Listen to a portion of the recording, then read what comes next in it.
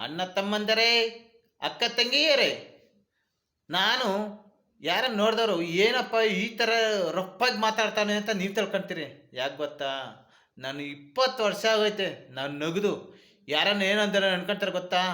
ಇವನು ಸರ್ಯಾಗಿ ಕುಡ್ದುಬಿಟ್ಟವನೆ, ಸುಕ್ಕ ಸುಕ್ಕ ಕುಡ್ದವನೆ, ನೀರು ಹಾಕೊಂಡಿಲ್ಲ, ನೀರು ಹಾಕೊಂಡಿರೋ ಸುಕ್ಕ ಕುಡ್ದವನೆ, ಅದಕ್ಕೆ ಈ ಥರ ಮಾತಾಡ್ತಾನೆ, ಲೂಸ್‌ಗೆ ಮಾತಾಡ್ತಾನೆ, ತಿಕ್ಲು ಮಾತಾಡ್ತಾವನೆ ಅನ್ಕೊಂತಾರೆ.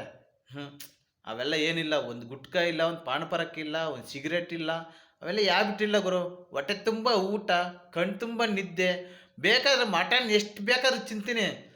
ಏನು ನನಗೆ ಬ್ಯಾಡ್ ಹ್ಯಾಬಿಟ್ ಇಲ್ಲ, ಬ್ಯಾಡ್ ಹ್ಯಾಬಿಟ್ ಇಲ್ಲ. ನಾನು ಒಳ್ಳೆ ಹುಡುಗನೇ. ಯಾಕೆ ಗೊತ್ತಾ?